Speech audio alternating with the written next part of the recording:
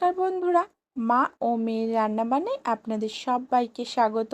আপনারা সবাই কেমন আছেন? আশা করছি সবাই খুব ভালো আছেন। আজ আবারও আপনাদের মাঝে হাজির হলাম সম্পূর্ণ একটি নতুন রেসিপি নিয়ে। এই রেসিপিটির নাম গিমা শাকের বড়া।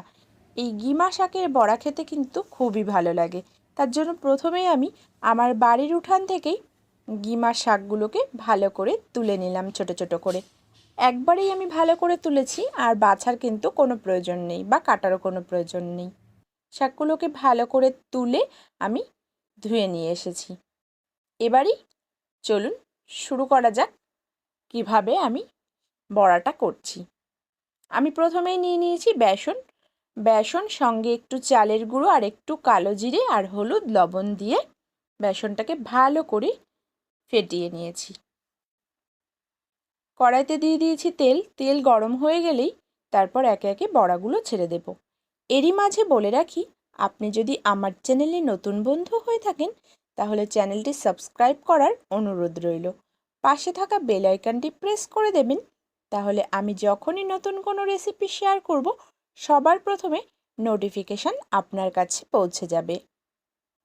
বড়ার আকারে এবার আমি বড়াগুলো ভালো করে ভেজে নিচ্ছি।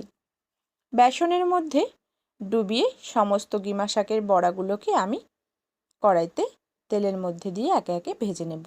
ভালো করে এপাশ ওপাশ উল্টে ভেজে নেব। আমার রেসিপিগুলো যদি আপনাদের ভালো লেগে থাকে তাহলে লাইক কমেন্ট শেয়ার করতে একদমই ভুলবেন না। বড়াটাকে আমি উল্টে পাল্টে ভেজে নিচ্ছি। গ্যাসের হিটটা মিডিয়ামে রেখেই বড়াটা ভাজলে ভালো মতন শাক পাতাগুলো ভাজাও হয়ে যাবে আর খুব সুন্দর কিন্তু মুচমুচে হবে। আমি কিন্তু এখানে কোনো কর্নফ্লাওয়ার ব্যবহার করিনি, চালের গুঁড়ো যেহেতু ব্যবহার করেছি ওই জন্য কিন্তু বড়াটা মুচমুচে হবে।